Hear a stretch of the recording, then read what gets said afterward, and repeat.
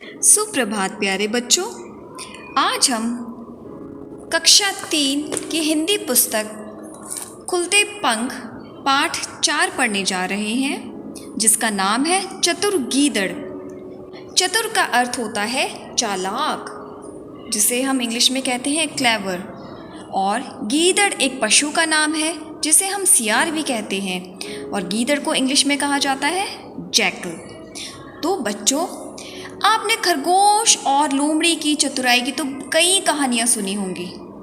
आज हम एक ऐसी कहानी पढ़ेंगे जिसमें लोमड़ी घमंड के कारण अपनी जान गंवा बैठी और गीदड़ ने अपनी सूझबूझ और धैर्य से मुसीबत को दूर भगा दिया। तो चलिए इस पाठ को पढ़ते हैं। बड़े जोर से बारिश हो रही थी। एक गीदड़ गीदड़ी जंगल में अपने नन्हे बच्चों के साथ भटक रहे थे। उन्हें एक गुफा दिखाई दी। वे उसी में घुस गए। वह गुफा एक शेर की थी। गुफा में जगह जगह मांस के टुकड़े पड़े थे। गीदड़ी डर गई। वह बोली, यह तो शेर की गुफा है। वह किसी भी समय यहाँ आ जाएगा और हमें मार डालेगा। गीदड़ बोला, तू डर मत। जब शेर आएगा तो मैं उससे निपट लूँगा। बस मैं जैसा कहूँ तू वैसा करती जाना। यहाँ निपटना का अर्थ होता है भुगतना या फिर सामना करना। गीदड़ ने गीदड़ी को अपनी योजना बता दी। योजना का अर्थ होता है कुछ करने की सोच या व्यवस्था, जिसे हम प्लान कहते हैं। थोड़ी देर बाद गुफा के बाहर कुछ आहट हुई। यहाँ आहट का अर्थ है चलने की आवाज़। गीदड़ी ने झांक कर देखा, शेर आ रहा था। गीदड़ तैयार था। उसने भारी भरकम ऊंची आवाज में पुकारा, जंजीरा। गुफा के दरवाजे के पास से गीदड़ी ने जवाब दिया, जी 30 मार खां। शेर ने सुना तो रुक गया। वह सोचने लगा, 30 मार खां? यह 30 मार खां कौन है? जरूर कोई भयानक शक्तिशाली जीव होगा, तभी तो मेरी गुफा में घुसने की उसकी हिम्मत हुई। यहाँ भयानक का अर्थ है डरावना, शक्तिशाली का अर्थ है ताकतवर और जीव का अर्थ है प्राणी। शेर उल्टे पांव लौट गया। उसने यह बात जाकर अपने साथियों को बताई। वे सब उस पर हंसने लगे। हा हा हा हा। एक साथी बोला, भाई तुम तो बड़े डरपोक निकले। अपने को जंगल का राजा कहते हो। चलो हम तुम्हारे साथ चलते हैं, देखते हैं कौन बड़ा तेज मार खां है। शेर बोला, मैं बता रहा हूँ कि वहाँ जाना खतरनाक हो सकता है, लेकिन तुम लोग कहते हो तो चलता हूँ। वे एक साथ गुफा की तरफ चल दिए। 30 मार खां से मुकाबला करने के लिए उन्होंने सोचा कि क्यों ना हम एक दूसरे की पीठ पर चढ़ जाएं। इससे हम भी भयानक और शक्तिशाली लगेंगे।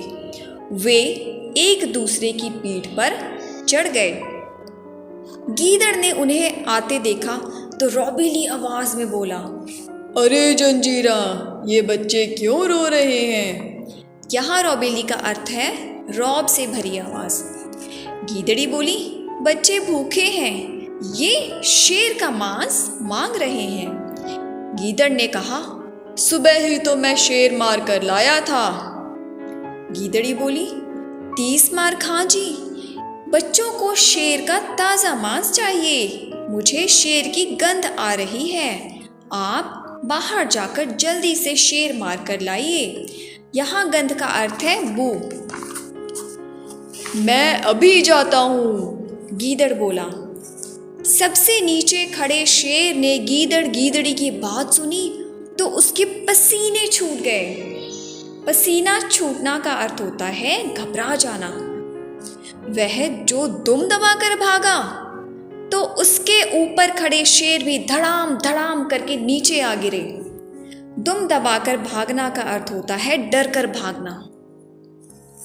वे भी गिरते पड़ते जान बचाकर भागे। रास्ते में एक लोमड़ी ने उन्हें भागते देखा तो पूछा, क्या बात है, आप लोग इस तरह घबराकर क्यों भाग रहे हैं? शेर रुककर हांफते हांफते बोला, मेरी गुफा पर किसी 30 मारखा नाम के भयानक जानवर ने कब्जा कर लिया है। वह बड़ा शक्तिशाली है। वह तो हमें मारकर खाने वाला था। बड़ी मुश्किल से हम किसी तरह जान बचाकर भागे हैं। यहाँ कब्जा का अर्थ होता है अधिकार। भयानक जानवर, 30 मारखा, अरे आपसे शक्तिशाली और कौन हो सकता है? आप बेकार ही डर रहे हैं। मेरे साथ चलिए, मैं देखती हूँ कौन 30 मारखा है। लोमड़ी बोली, ना भाई ना, मैं नहीं जाऊँगा। इतनी मुश्किल से तो जान बची है, और तुम्हारा क्या भरोसा, मुसीबत आते ही भाग गई तो? शेर बोला। लोमड़ी ने कहा, आप इतना क्यों डर रहे हैं? मुझ पर भरोसा नहीं है तो हम एक दूसरे को रस्सी से बांध लेते हैं, फिर तो मेरे भागने का कोई खतरा नहीं होगा। शेर ने कहा, हाँ, यह ठीक रहेगा। लोमड़ी ने मजबूत रस्सी के एक सिरे से शेर को और दूसरे से खुद को बांध लिया और चल दिए गुफा की तरफ। यहाँ सिरा का अर्थ होता है किनारा। लोमड़ी आगे आगे, शेर पीछे पीछे। गीदड़ ने उन्हें आते देखा तो मुस्कुराने लगा। उनकी गुफा के पास आते ही गीदड़ चिल्लाकर बोला, लोमड़ी की बच्ची, मैंने तुझे 2 शेर लाने को कहा था, तू यह मरियल सा एक ही शेर लेकर आई है। यहाँ मरियल का अर्थ है कमज़ोर, मरे जैसा। इतना सुनना ही था कि शेर धोखा धोखा चिल्लाता हुआ सिर पर पाँव रखकर भागा। यहाँ सिर पर पाँव रखकर भागना का अर्थ होता है बहुत तेज भागना। लोमड़ी रुको रुको चिल्लाती रह गई, पर शेर को तो अपनी जान की पड़ी थी। वह लोमड़ी को साथ में घसीटता हुआ भागता गया। झाड़ियों और पत्थरों से टकरा कर बेचारी लोमड़ी की जान निकल गई। शेर फिर कभी उस गुफा की ओर नहीं आया।